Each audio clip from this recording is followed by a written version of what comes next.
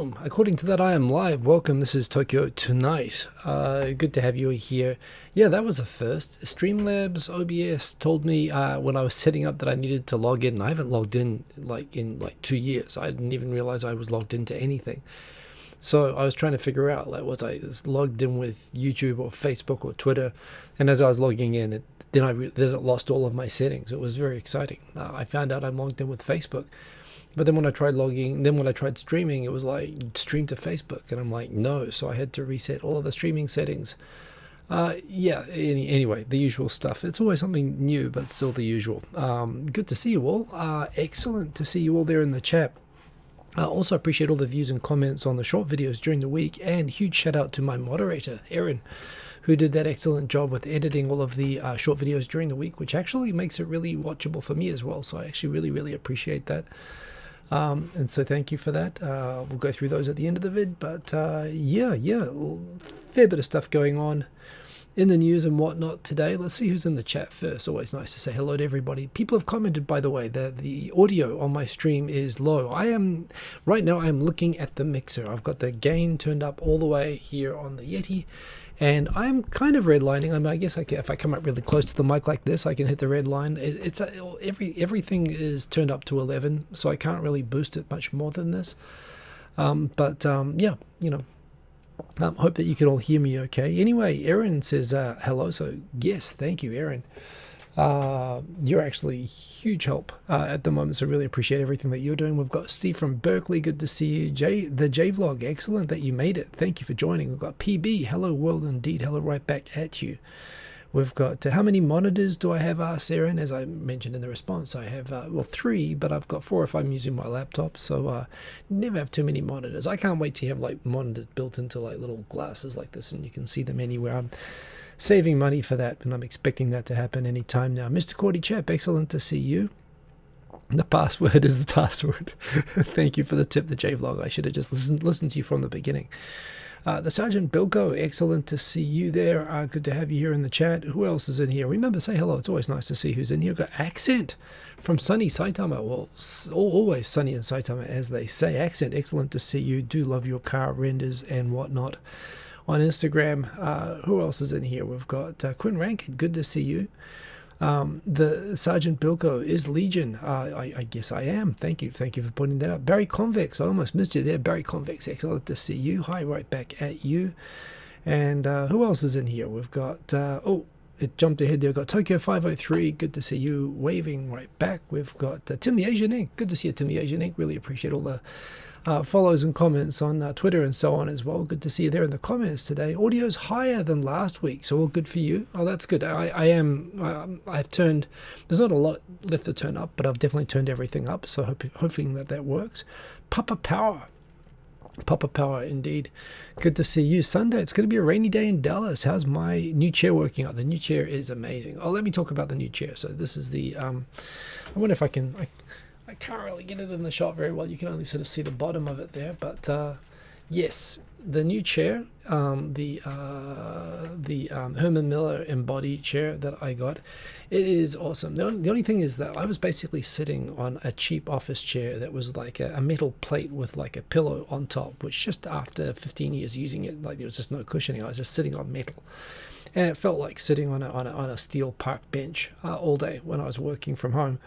So when I go from that to this, which is a mesh chair, and it's not just a mesh back, but it's a mesh bottom as well. And given that it was my bottom that was really having the problem with the steel bench that I was sitting on as an office chair before, the thing about this that just instantly changed, apart from the fact all the settings, the fact that it's fits to my back, and I can make sure I can use it to improve my posture and everything else like that. The other thing is that the bottom part of it, I'm sitting on like a really firm hammock basically.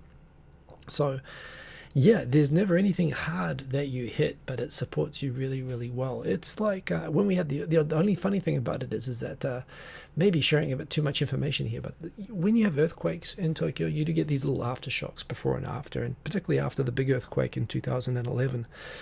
yeah, you get in this thing where sometimes you might have low blood pressure, or you're just a bit dizzy for whatever reason, and you'll be thinking, am I dizzy, or is it actually a really small quake right now? And you'll be looking around the room, checking the curtains and looking at the bottle of water beside you and seeing, are there any little vibration waves on the water, and is that me? Or and I must admit, I was getting that a lot with this chair, because what I was discovering was that if I went running or something like that and had an elevated heart rate, I could actually feel my pulse in my backside, because I'm sitting basically on a hammock and it starts to bounce, and it made me paranoid about little earthquakes, which was actually my bum. So but it was a happy bum. So that was something that happened. That's maybe not a good selling point about the chair, but it's very, very comfortable. So yeah, I gotta say, I mean, secondhand, still expensive. It was like nearly $6 US dollars. It was less than $600, but it was thereabout.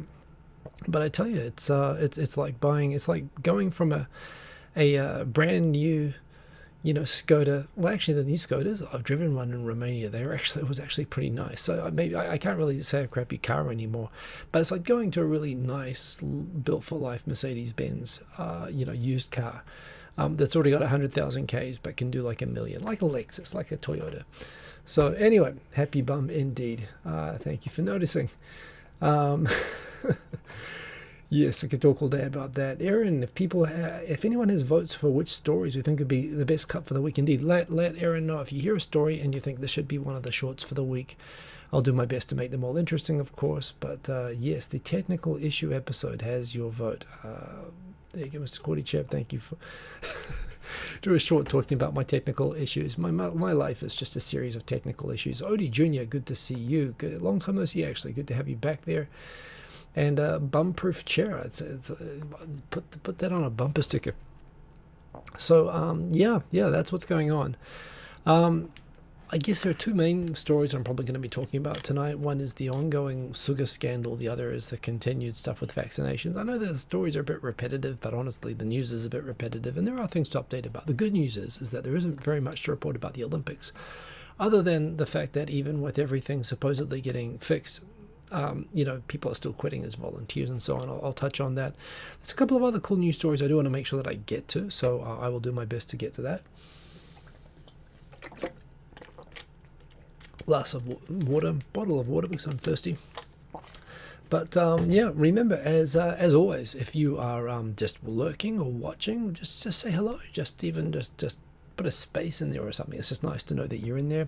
If you'd like to grab my attention, either to say hello or to ask me a question or request a topic, just at Mark Hiko Simon, like Odie Jr. there did. And if you do that, it will highlight orange. And when I'm scrolling back after each story to see if people have said anything to me, I'll catch it. So, do that good thing. And most of the time I notice. Did I say hello, Steve from Berkeley? I hope I said hello to Steve from Berkeley. Hello, Steve from Berkeley. So, say hello if you're in there. And loud sloshing sound. I guess that was quite close to the... I turned the mic. People asked to turn the mic up. I mean, maybe some people are going to message me this week and say, please turn the mic back down. But there we go. Loud sloshing sound. That was the bottle, not me. Okay, so let's jump in and see what topics that we have. In fact, I'm just remembering now, there was a story about the Olympics that I posted, or that I wanted to post, that I couldn't find to attach, which I will make sure I include when we get to it. Okay. So first things first, what's happening with the pandemic in Tokyo? It's become a bit like the weather news, I suppose. But the good news is that the 6 prefectures outside of the capital area, outside of the Tokyo, greater Tokyo region, have all done well enough in terms of reducing cases and serious cases and hospital availability and whatnot, that they have all been, this week, they cancelled the state of emergency. So congrats to Fukuoka, Nagoya, Gifu, I believe Kyoto, Hyogo, and Osaka. Congrats to you guys. You are now out of state of emergency. Everyone talking very loudly about how, yes, Good to be getting out of the state of emergency, but of course, if everybody relaxes too much, it's just going to rebound into a fourth wave, so don't do that. Meanwhile in Tokyo, the stats have become a little bit more interesting lately, where you can see the number up there for today, 329, but actually what they also do, they've got the numbers up the top there from the last 2 weeks on the same, in fact, those are the 7-day averages. But Geroid Reddy, who posts this, you can see the name down the bottom there, who posts this at 3 p.m. every day when they're announced. He's gone really good and done what I really appreciate. He puts on the 7-day average and the amounts of the last 2 Sundays, because generally the number corresponds to the day. If it's a weekend, there'll be less cases and so on. And if you look at that, the 7-day average and the versus the number last week, the number in Tokyo today and yesterday has gone up significantly. So Tokyo is increasing. The numbers are going up. It's not clear why it's going up, whether it's just people fatiguing from the shutdown or from the state of emergency itself. There are some people speculating that it could be to do with more of the mutations, more of the variants that are going around. There have certainly been a lot of the UK variant arrived. Apparently that happened from a UK journalist from Reuters, apparently arriving in the country and supposed to voluntarily self-isolate for 2 weeks, and decided to do that by going to a party and giving the UK mutation to everybody at the party, and that among a number of other cases. Apparently that person, I read somewhere that I think they were fired from Reuters. I'm not sure of the exact details of that, but whatever it is, we have these more contagious varieties which are spreading. It's not clear if that's it or if it's just that people are getting tired. But Quake went on the news tonight and said that she's very disappointed with us all. That basically Tokyo is not getting better, and we really can't. The dip on the wave graphs, really, it went down to 50 cases or less per day. And that's what you'd hope the bottoming out of this wave is, but it looks right now like the wave is bottoming out at a 7-day average of about 270, which is way higher than you'd want it to be. So actually not good right now. And again, when you're thinking, now we're getting into really the final stage where they have to decide really by April what they're going to require from people who are traveling for the Olympics and so on. And all that sort of stuff. I mean, it just looks like an increasingly terrible idea, particularly if Tokyo is not getting better now, if Tokyo is getting back into a new wave. It's only been going up for a couple of days, but it's not clear why, and the numbers have gone up significantly. So that is worrying. And this is the edited. I just realized that's the lovely thumbnail that Erin cut, so thank you for that. So the other big news, of course, is that now we have the vaccines which are secured. They'll start giving them out to non-medical people, to elderly, starting, I believe, from mid-April. However, the government is going to make sure they ship and distribute the vaccines to all the different prefectures.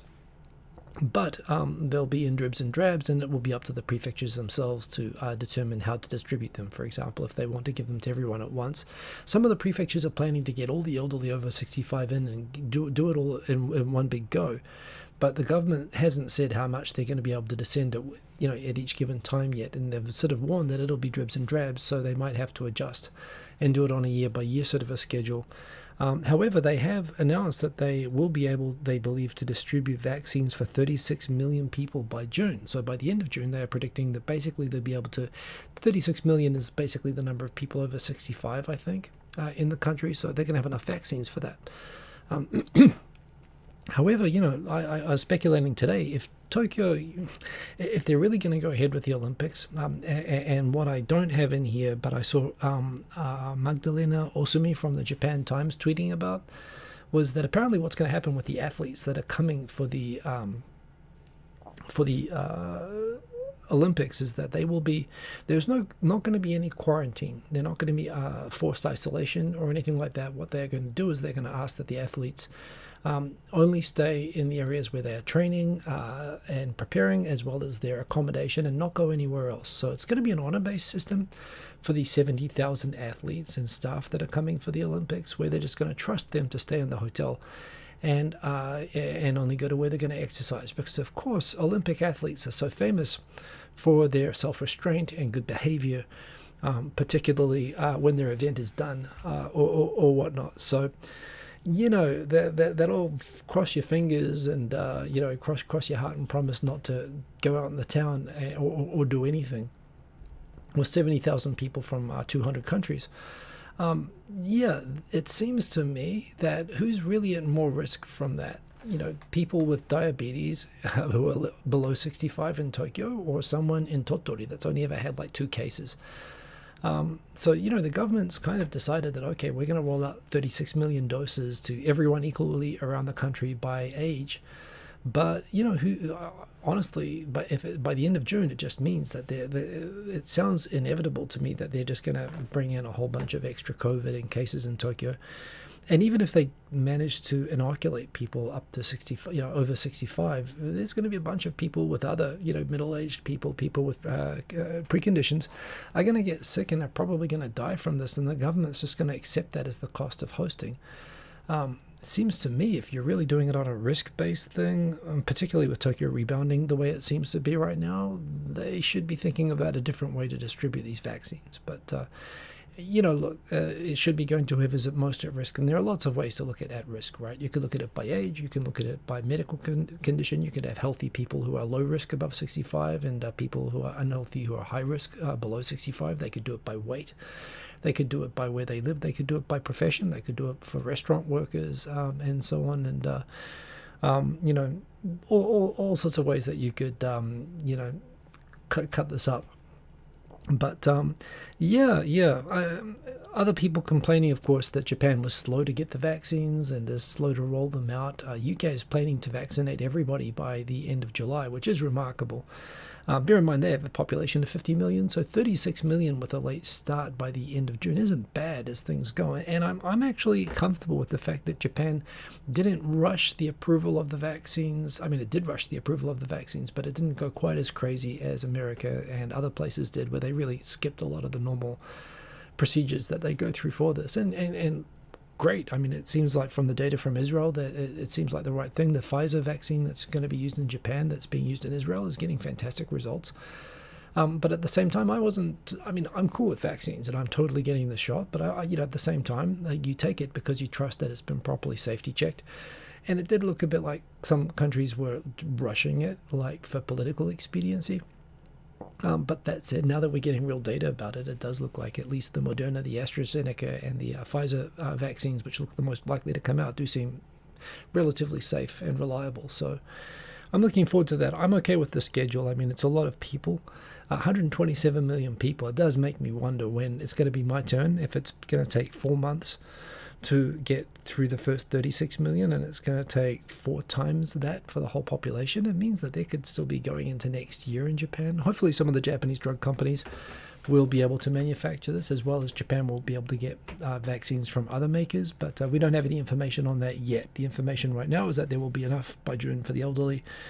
And I really wonder, once again, are we really going to do these Olympics? Like, is it really worth it? So, yeah, that's a concern that I have. Article here in NHK World also talking about the pandemic and the sort of mystery about why Japan actually has the highest number of beds per capita, hospital beds available in the entire OECD, in the entire developed world. Japan has the most hospital beds for treating people. So there's this big question about, well, how is it that Tokyo in Japan, with so many more hospital beds available for people and so much fewer cases than in the UK and US, how is it that the medical system is already so overwhelmed? And there's a nice piece by NHK World here which goes into detail explaining that, yeah, they have a lot of beds, but one, they're mostly in private hospitals that only 30% of private hospitals accept COVID patients.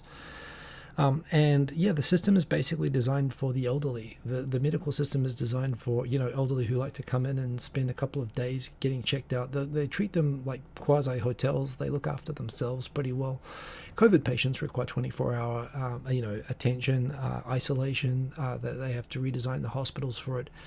And basically, it's more to do with the staffing and the support frameworks and the needs for the hospitals as businesses to be able to keep treating other patients at the same time. So in a way that it explains that they've kind of tried to keep the medical system, which is very much geared towards looking after the elderly, going, and that's why even with with so many beds, they haven't been able to keep enough beds free for COVID patients, and this really got stretched to the limit during this third wave, and it really makes me worry what would happen if the numbers got much worse. So yeah, that was interesting. I think that's all the COVID. Oh, and of course, the government is now planning that for the first week of March that they will start stage by stage reintroducing the Go To Travel campaign. Again, this is just so stupid.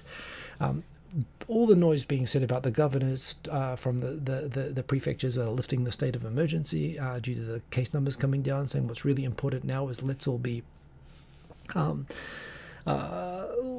good and make sure that we don't allow a rebound of cases. Let's not see them bounce back. And at the same time, the government is already planning this Go To Travel campaign, which is basically a rebound creating campaign, and no one's calling that out.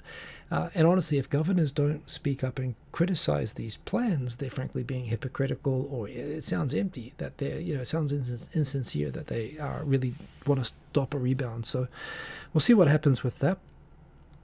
And slightly related to the pandemic, since it is all tied together, given that in Tokyo we're very focused now on the prospect of non-quarantined 70 to 100,000 Olympic athletes and staff coming into Tokyo in just a couple of months, not a couple of months, I guess a few months away now.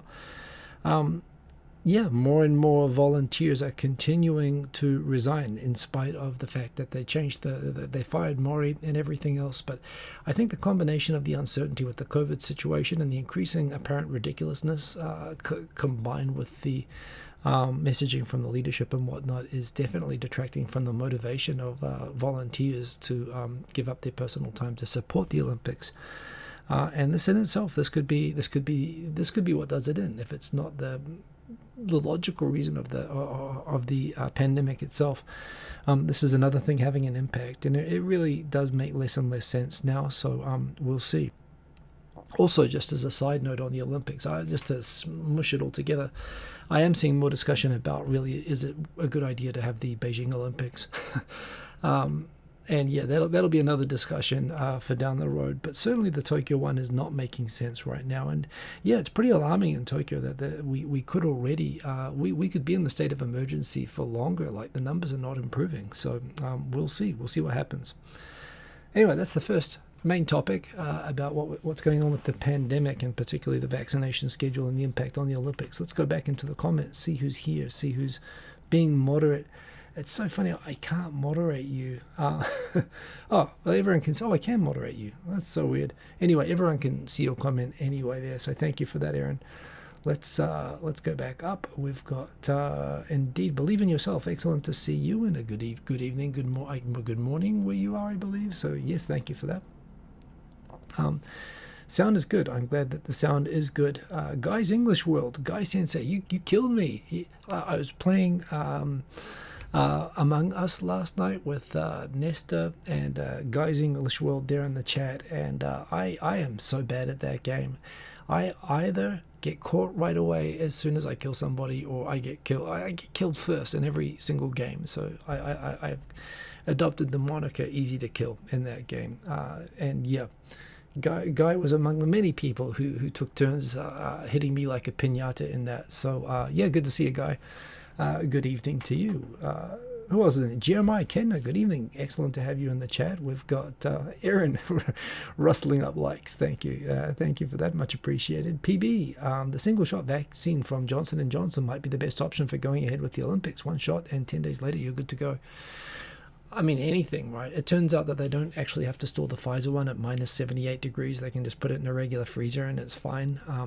They may even be able to give it to kids, which is good news as well. So I think they're finding out all the time that they're better, but indeed, the fact that they are, I mean, it's just amazing how quickly they were able to develop these vaccines, and that, you know, they're not traditional vaccines. A lot of these are RNA vaccines, which actually just attack and disable the disease without actually blocking you from it or triggering your immune system against it.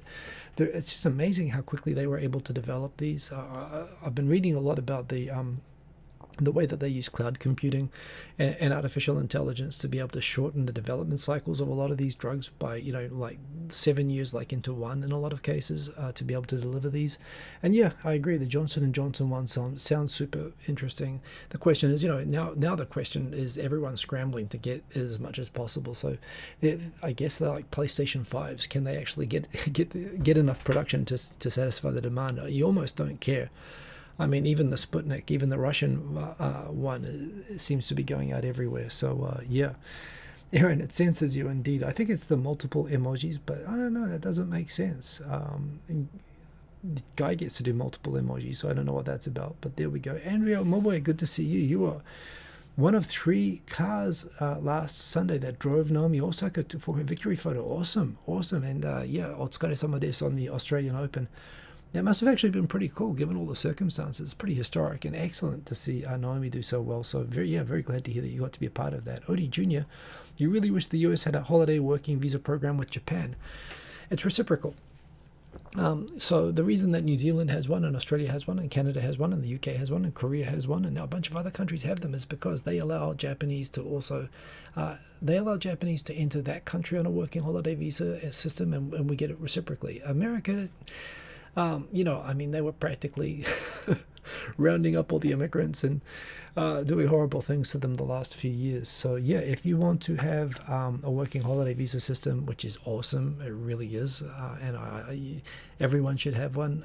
You know, lobby your congressperson to you know, to ease up on Japanese immigration and allow a mutual working holiday visa scheme. I actually used the visa myself the year before I graduated to get some experience at a Japanese law firm. And that paid off, even though, yeah, it was a 12-month visa that I gambled. I used it in my summer vacation, so I used it up in 3 months. But it connected with the job I got afterwards. So, yeah, it really is good. And I'm sorry to the people of America that you don't get to have it. Boom. Yes, indeed. Oh, Guys English World, was there a link? Was that being recorded last night? I would love to see that. I don't know if you're able to send me the link to that. Maybe it's not letting you send links. If I can, I don't know if I can allow you to send links, but I would love to actually see that myself. It was kind of fun, actually. So anyway, that was from last night. A question: if anyone else here plays Among Us and would be interested in playing a game with me, I suck at it. I mean, if you've ever wanted to, like, you know, do something horrible to me, the game is a perfect opportunity. And it was actually quite good fun. I mean, maybe I should set up an Among Us. I get invited and I go along, and it was just fun. But if people are interested, leave a note in the comments. Maybe I should set up an Among Us game for people who watch this. It might be fun. Brianna W.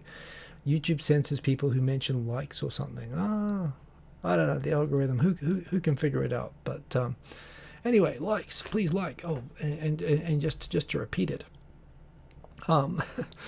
You can, if you like what I'm doing, I do appreciate it, and it helps the show. So please remember to like. I'll probably send a reminder at the end, but there you go. Anyway, next story. So the ongoing Dinnergate scandal, where Suga's son, this fine-looking human being, that's the Prime Minister's son. There's nothing wrong with the way that he looks. You know, but I wasn't sure what they were doing when they put that photo up of the Prime Minister's son. But yes, this is the guy who now the company president of his company has resigned. 11 bureaucrats have been reprimanded. The minister has given up had to return a bunch of pay. And not only that, the funniest thing about this is that at the same time, the Farm Ministry thought there was a good opportunity. The Farm Ministry, you might recall, they had the scandal recently where the minister had to resign for taking a bribe for saying that Japan wouldn't adopt safety standards for farming. And it turned out that other people in the Farm Ministry were also being taken out to meals and, illegally, unethically being entertained by companies that were lobbying for favors. So, they took the opportunity while the Ministry of Internal Affairs and Communications was going through this huge firestorm. They kind of thought, okay, yeah, we're going to raise our hand and take it now too. This is kind of what happens when these things come out.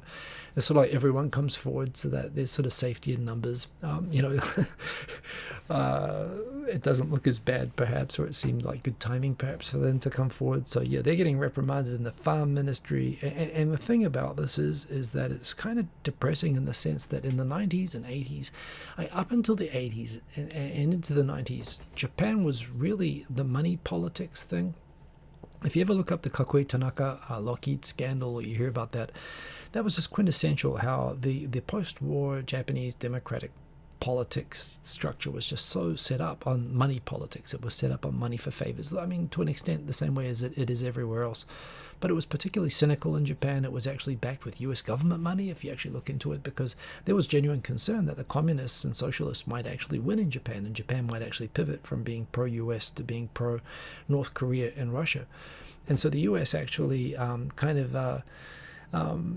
did the democracy thing, but with a few favors. They actually set it up, and they actually paid money that they set up the money politics system, or they supported it, and they allowed it to happen, which went right up until famous scandals where even the Prime Minister directly took bribes in exchange for US defense contracts and whatnot. And, this kind of culture really, really was entrenched. The multi-generational politicians, frequent, routine scandals about, entertainment, about favors and leaking information from regulators to businesses to stop them getting caught on stuff. And this really kind of came to a peak where, first of all, in 1995, when the LDP lost for the first time in 50 years, where basically people just couldn't take it anymore and they kicked the government out. Ironically, the government that took over from them in the 90s, also they had a bunch of prime ministers resign for corruption, for having taken bribes in the past and whatever. And people just went back to the LDP. But, this sort of thing got pretty much stamped out. But the last hurrah of money politics, of this kind of whining and dining and bribing for favors and whatnot, that was really deeply entrenched in Japanese politics, and obviously still is, but has come somewhat under control. Most of these laws that are being used to punish these bureaucrats now, the ethics law and the penal code, specifically introduced provisions against bribing or excessive entertainment for politicians, where they would make both the entertainers and the entertainees subject to criminal prosecution and discipline if you're a bureaucrat, firing and other forms of punishment if you accepted such entertainment. But the straw that broke the camel's back, as it were, happened in 1998, I believe. They talk about the 1998, the worst ethics row since 1998, highlights government hubris. This is from the Nikkei Shimbun. What I love, this is talking about my favorite scandal of all time. If you're a long-time watcher of the show, you know what my favorite scandal of all time is. And it actually, my favorite scandal of all time came up actually again today, the echoes of it. If you live in Japan and you use Mizuho Bank, you may have noticed that all the, not all of them, but apparently a large number of ATM machines and internet banking was down today and not working. People were not able to take out cash or do banking transactions, and this was the top story on the news, and all these people talking about the massive inconvenience that it was causing. This is kind of related to this 1998 scandal, and the 1998 scandal, my favorite scandal of all time, involves the collapse of the Japanese banking system in the 1980s. It happened mainly because Japanese, all these many banks that existed in Japan had been able to, they all had bad debts. They all had debts, loans that they'd given out to people that were not being paid back at all, and were aggregating in amounts that were exceeding the cash holdings of these banks. So, they were basically threatening to sink the entire Japanese economy. And with the bursting of the bubble, these became the worst. These became that sort of worsened the situation. There were more people unable to pay back their loans. And this was happening sort of even spread across all these banks, and it was building up, and people knew it was bad. But of course, the finance agency was going around doing, part of their role is to do spot checks on banks, to check their liquidity, to check that they have enough cash on hands to be able to handle, withdrawals and whatnot.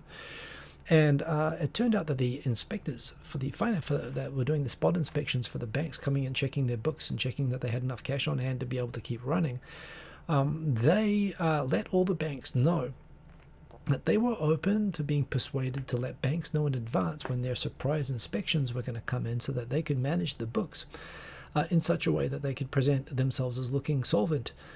And this basically, because they asked to be bribed by the banks, or they asked for entertainment for the banks for years and years, which continued.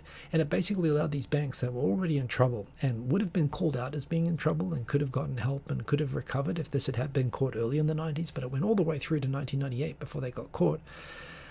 Basically because the banks collapsed, just because of the debts became so enormous. They just became this huge wave that just came over, and it crushed the entire banking system in Japan, caused the entire system to effectively collapse, and the government basically forced all of these banks to merge together, to sort of pile assets together and sell all their land holdings and whatnot.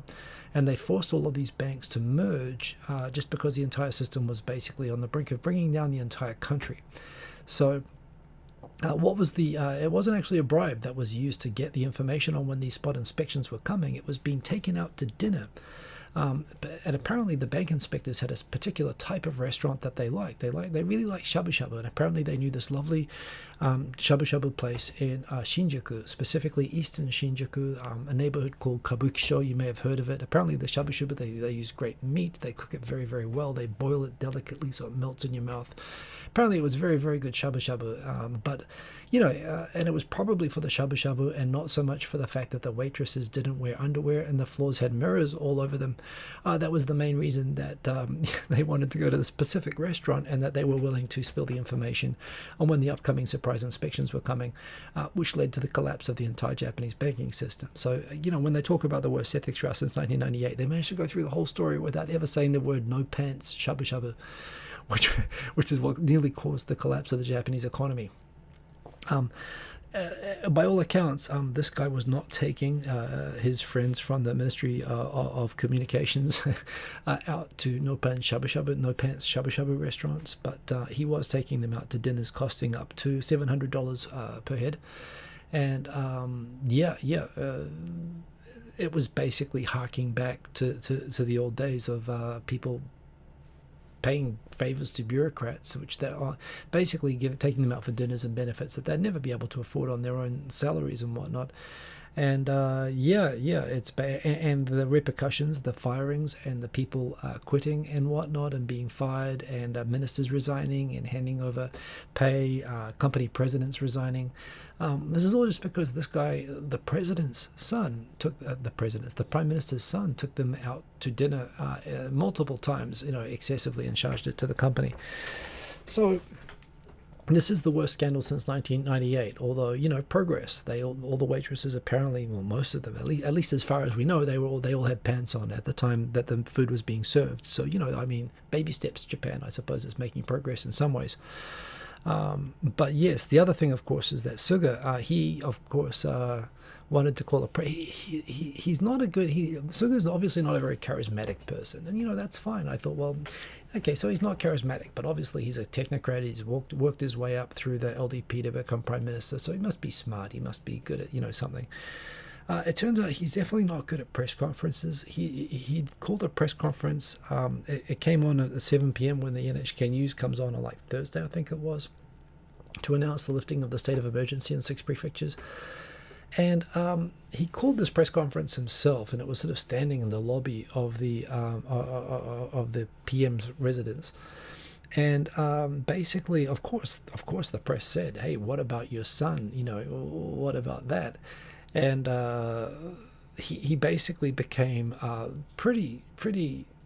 It was awful. Like, to watch him. It was like a one of those really bad sort of Trump press conferences where he turns around and he's basically just dodging and sniping and saying, "Well, that's a That's a relevant question. I refused to. He practically called them fake news, and he started attacking the press for asking him certain questions. Like he was offended that they were asking him questions, which of course they're going to ask. So it was basically like, it was so bad. And it's funny, NHK hasn't talked much about it, but a lot of blogs have talked about, like, he basically, like, when the thing is, when you're watching a press conference like that, the audience feels like they are the camera, right? The camera is our eyes. And so when you've got a prime minister who's really annoyed at the journalists and the questions being asked and is basically attacking them back for asking him impudent questions, he's doing that at the camera, which makes people feel like the prime minister's attacking them, and it was just awful. It was really bad. So yeah, honestly, I actually think that maybe Suga is not long for this. I mean, he's doing this so badly. Like, his poll numbers are probably going to be awful after this. So yeah, they had their pants on, but that's about the only positive coming out of this at the moment. And the idea that, sure, we took them out to some dinners, and it all could have been good if they hadn't denied it and they hadn't made people dig more into it. But now that hole is getting deep, and everyone, as usual, is handling it in ways that only make it worse. And seriously, I think this could actually, well, if not be the sole factor that brings down Suga, it could lead to his popularity going so low that there could be I think there could be a challenge that maybe some people are thinking that they want to be prime minister are going to start preparing for that. So yeah, it's been an interesting week with the, we'll call it Dinnergate. No information on pants related to this at the moment. So yeah, we'll see what happens with that. But that's the second story for the night. Both of the first two are a bit long, but they were sort of interesting. Not that much, Des. Good to see you indeed. Hello to you and to everyone else who's come in. Let's see who else is in here. We've got... let's see, Steve from Berkeley. Kids play Among Us. Have resisted, but yeah, maybe I should do that sometime. It'll be fun. Maybe I could do a Twitch stream or something. I have to figure that out. But yeah, it looks like some other people here are playing Among Us. So there you go. Let me just quickly go back. Okay, I think this is where the comments were before. Scanning through. Yeah, thank you for send the link to me, guys. English World. I'll check it out. Maybe I'll share it as well. It was definitely fun. Trying not to get too sucked in. Accent says, check out the Princes of the Yen documentary. I've not heard of that. That sounds good. I'll check it out. Thank you for the recommendation, sir. In fact, I will grab a pen right now. Princes of the Yen, just so it doesn't. Of the yen. I will check that out. Thank you for that. Andrew Mobwe, nothing new there in Australia. No news is good news with this sort of thing. The online systems with the banks that oh yeah, I didn't actually explain before. Postscript. The way that the banking thing collapsing right now is that Mizuho was not a happy merger. The point is that Mizuho was the result, as all the big banks, Mitsubishi UFJ, Sumitomo Mitsui, and Mizuho. These were unhappy. These were basically shotgun weddings of all of these banks. These were formed while these banks absolutely hated and resented each other. And the amount of internal feuding in Mizuho is legendary, particularly among the system departments. And it's their complete sabotaging of the legacy bank company IT department, still being unable to agree, still fighting with each other, that continues to cause these system issues. That means that even like something like nearly 20 years after Mizuho was like created in the sort of shotgun wedding by the government, they still have not been able to get a unified banking system, single banking system for that bank together, just because the internal teams are still refusing to cooperate. It's just crazy. That in itself should be a movie. I've mentioned that before as well. But yeah. So Iraq 299, good to see you. Evening, said last week Suga would be lucky to make a year. Yeah, you were right. I was actually thinking that Suga would actually stumble through this, but it's just amazing how they screw it up, and it looks like it must be on purpose sometimes. So yeah. Anyway, back into the stories. I mentioned the stupid court case in Osaka last week, and was kind of making fun of Osaka, like, Osaka, roll eyes, of course they got a bit of racism down there. And also, Osaka is not what I would think of as a racist sort of a place, but it is kind of fun to make fun of them as being a bit 20 years behind sometimes. A bit of the wannabe second city or whatnot. But, of course, we would never have schools in Tokyo that would bully, or schools that would harass, especially public school students, for not having black hair. Turns out NHK World went and found that a large number of schools in Tokyo actually are going to students that do not have black hair, and they are asking their parents for proof not just by statement, but with photographs, that if they don't have black hair, they have to prove that the non-black hair is natural, with photos of them from when they were younger to prove that they really didn't have black hair. So yeah, here was me bragging about Tokyo somehow being better than Osaka, and give me a leopard skin leotard and a punch perm and head out on the town, because we are totally on the same level as Osaka, it seems. This girl, I shared this and it got a lot of on shares by people who felt the same way. To be clear, this is not something all schools in Tokyo do, although the fact that multiple schools do it at all is still shocking to me.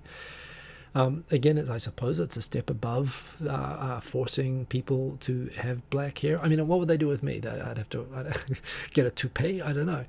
I guess it's not really bald high school students are not yet a problem. But the notion that some places have that, oh no, the rule says that all hair has to be black, so they actually force dyeing onto people who don't want their hair to be dyed in order to make their hair look the same, like it's part of the uniform. That's a little bit Showa. That's a little bit 20 years ago.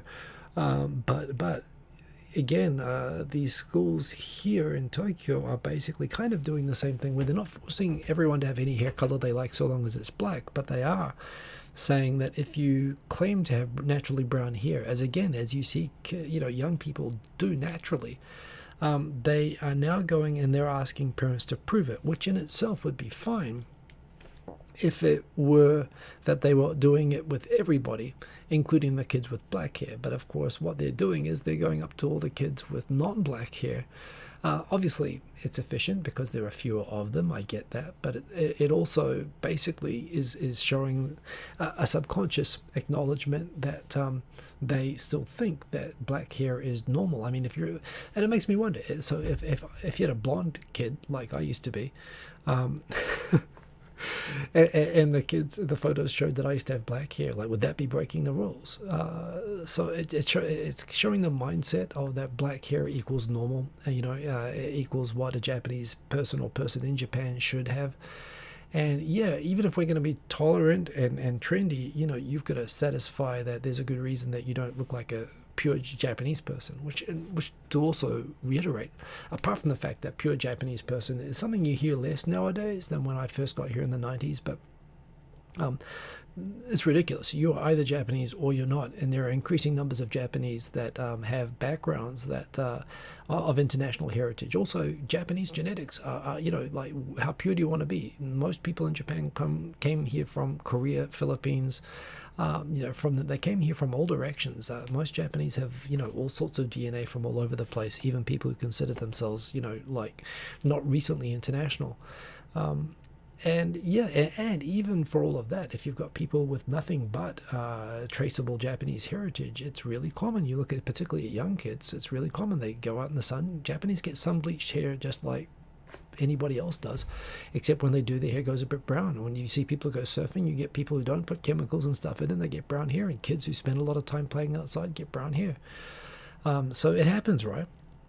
So the notion that the schools are, I mean, in a way, it's good that they're letting people keep their natural hair, but the fact that they're going and auditing with a presumption that non-black hair needs to be explained still shows, frankly, a racist presumption that shows that, the schools, I couldn't imagine at my son's school. My son goes to a regular Japanese school. There are other kids like him, both from Asian and non-Asian backgrounds, including kids with brown hair and whatnot. It's normal enough, like about 10% maybe of the student population. There's actually quite high. It is Tokyo.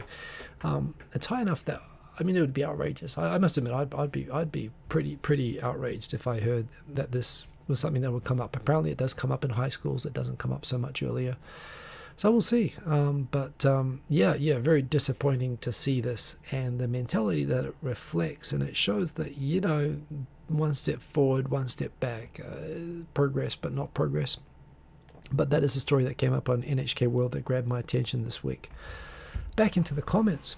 What about people with red hair? Yeah, well, I have a friend with red hair who exchanged for a year with Rotary Exchange in Niigata. Apparently, he was like moteru like hell, like having naturally red hair.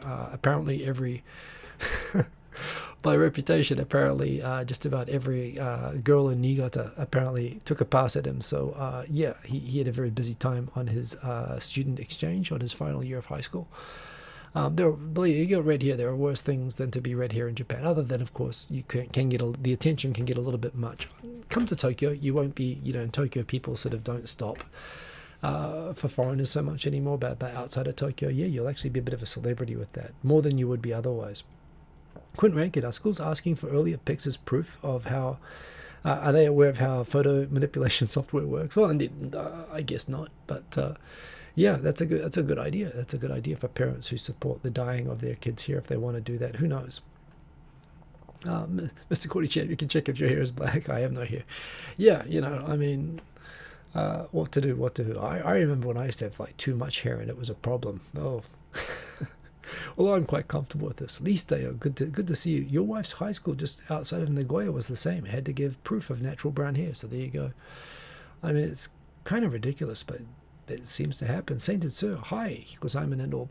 By the way, my high school in New Zealand, just to be clear as well, this isn't so strange. My high school in New Zealand, we had a rule against dyed hair, or at least so what was the story?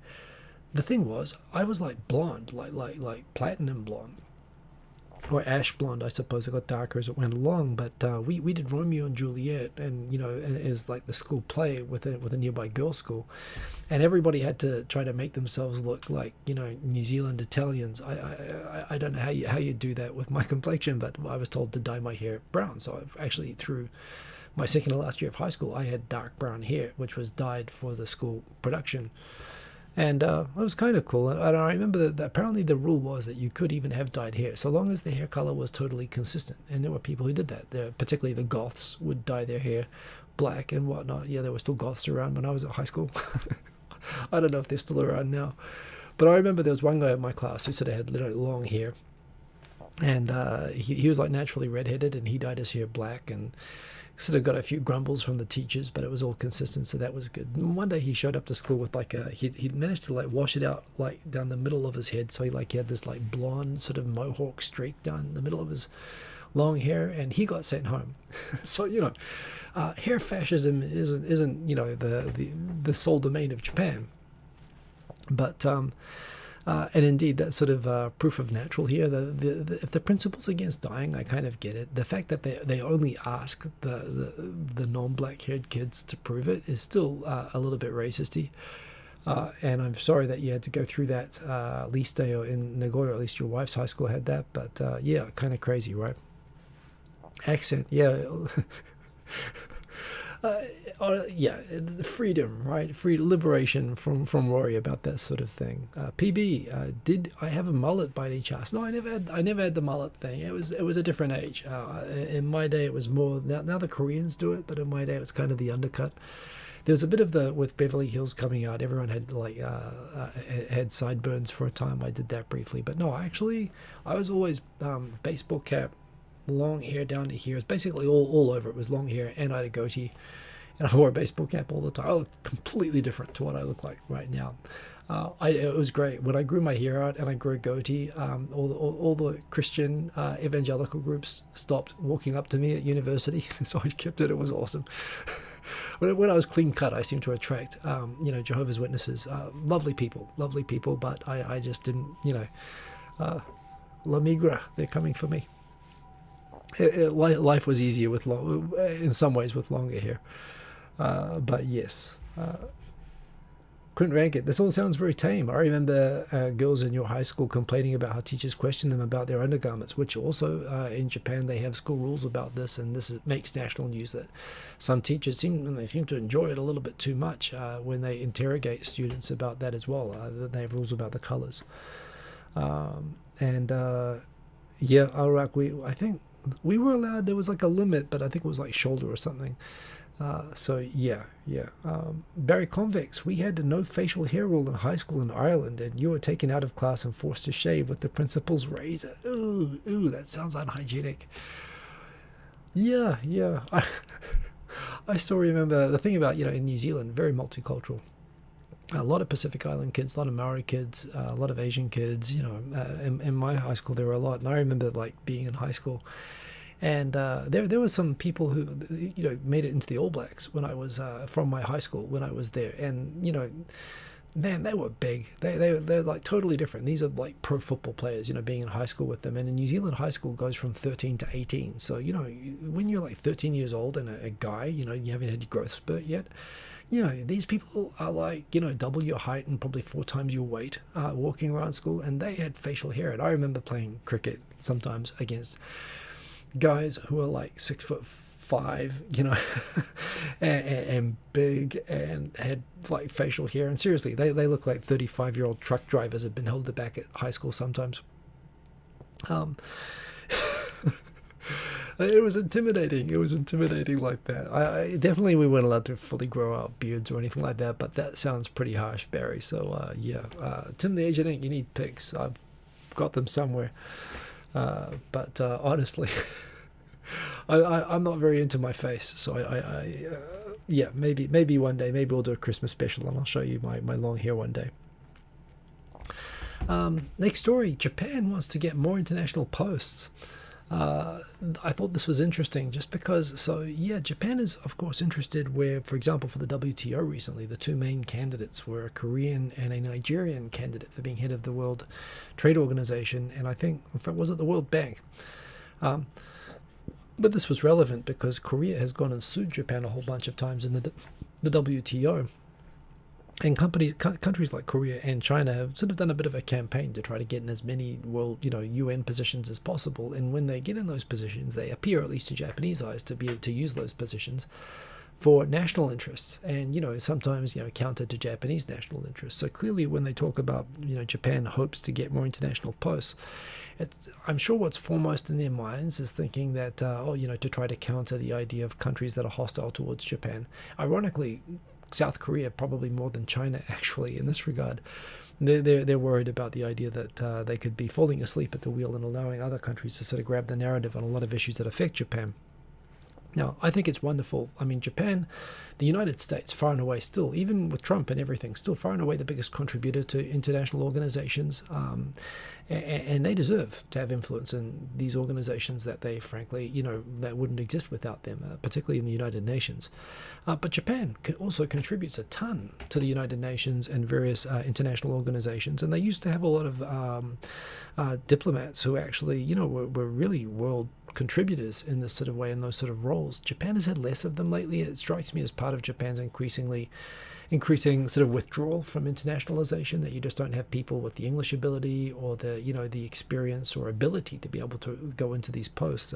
Japan's producing less and less than them than they used to be in the past. When you wanted to get ahead, you wanted to be a good student, you'd go to university in America, and you would, you'd become educated over there and become an expert in your field. And that's happening less and less. And so from this perspective, I think it's great if Japan wants to get more international posts, if that's from a perspective that they want to develop people with the ability to run international posts, particularly as a way to develop talent among women, for example, to increase women in leadership positions and have them be able to come back to Japan and sort of become leaders in politics and whatnot. I think that would be great if they're thinking that far ahead and they're thinking about the appropriate what's required of being a leader in an international position, i.e. having an idea of global standards of treating women and human rights and whatnot, areas where, Japan lately tends to isolate itself quite a lot.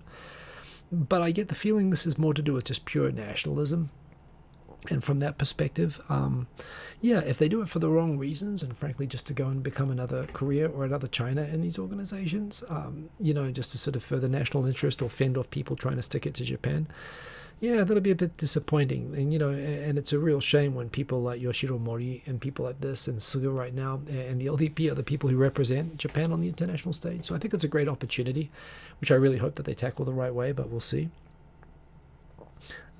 Back in the comments, Steve from Berkeley, need to head out. Thank you. Have a good one. Shubus, good to have you. Buenos dias. Good to have our Panamanian representative here in the chat. A couple more topics tonight. Japanese government presents the immigration revision law. Indeed, still trying to improve the situation with, frankly, abuse of people in immigration detention and deportation procedures and whatnot, which have been called out by exactly these international organizations as being non-compliant with international standards. So trying to improve this. but yeah, still not doing very well. I'm going to skip ahead. Actually, I don't have all the details on that one. This one, just another quick one. How much money do you need for a student for a studio apartment in downtown Tokyo? For a small inner city apartment, the thing is with this, the apartment rates have really not changed in the whole 23 years I've been here in Tokyo. There's been zero inflation pretty much, and these all sort of ring true. I would say that this would be like when it says studio, like this would be like a one room, like only one person could live comfortably in on these sorts of budgets. But Harajuku, Shibuya, Shimbashi, Yurakucho, Ebisu, these are all stations on the Yamanote line. And there's this thing, the Yamanote line, and inside you pay a special premium. You couldn't live comfortably in a two-person or more house for frankly less than double those rates. But yeah, you can find kind of crappy single-person accommodations for those amounts. And if you're single and you're in Japan, and particularly you're in Tokyo, and you want to, come in for the lifestyle, yeah, these are good. It certainly is good to live on the Yamanote line. Certainly Harajuku, Shibuya, Ebisu, excellent places to live. In fact, Ebisu looks like pretty good value. Yurakucho and Shimbashi, I don't know why they would even include that. Those are like real oji-san towns. But okay, and it gets Shinjuku. Oh, Shinjuku is awesome actually, and I lived close to Shinjuku on 90,000 yen, 94,000 yen when with my girlfriend at the time when I first moved into Tokyo. So these other places are, I guess, still basically more around $1,000 a month, which I suppose isn't that bad. But yes, yeah. Anyway, nice Sora News. They've got an article here on rent rates, and those seem to be accurate numbers. Hey Paragoti, excellent to see you, and good to have you there in the chat.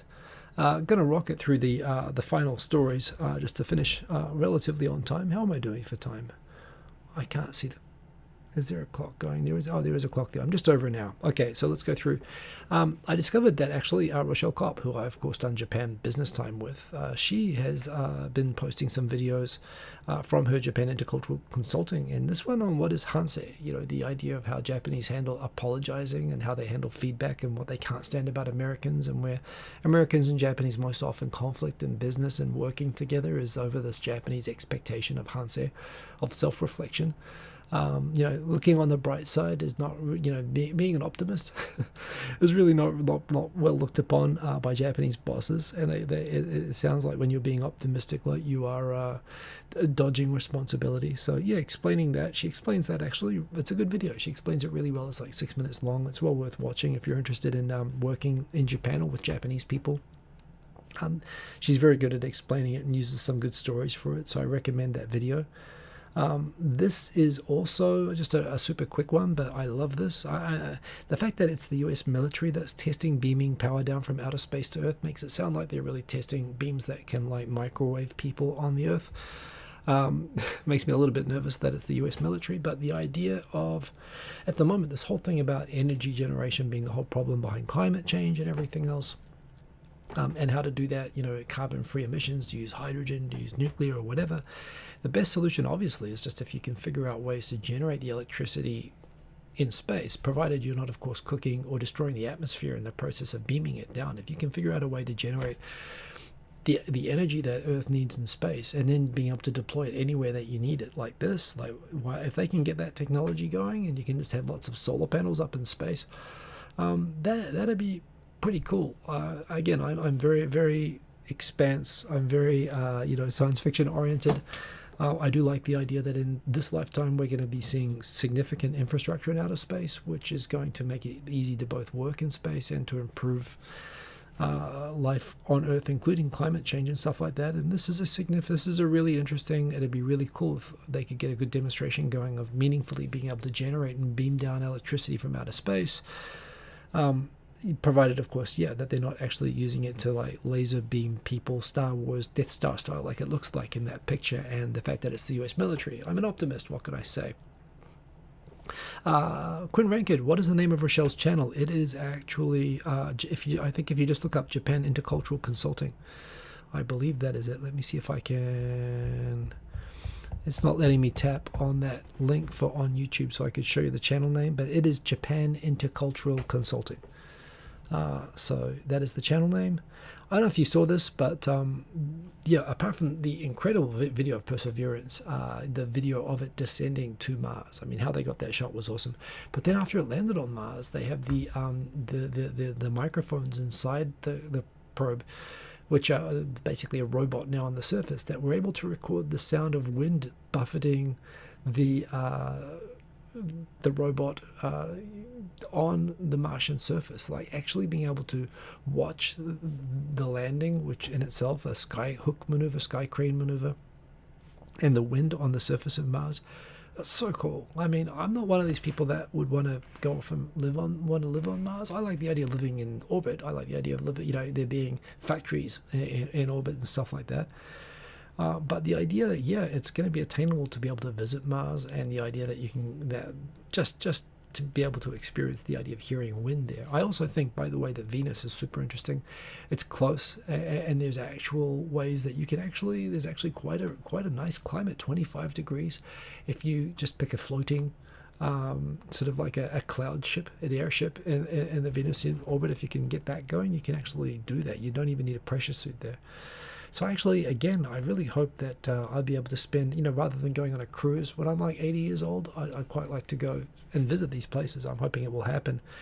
Finally, Erin did all of this hard, excellent work with all the edited videos that she cut out of the show from last week. Thank you. I really appreciate it. The views on the channel have also increased. It's great to see the extra comments from people who couldn't catch the live show. If you're watching this, well, I guess you wouldn't be watching this on an edited one because this is the end of the show, but yeah, it's really nice to be able to, of course, I think it's best to have it when, as you can see right now, when everybody can, oh, thank you for sharing the channel there, Erin. Oh, and I'm able to enable that, so there you go. Yeah, I love watching the short videos just because it lets me catch up on the conversation that's happening about the stories while I'm talking about them. So basically I get to watch you guys. You guys are the show for me, which is fun.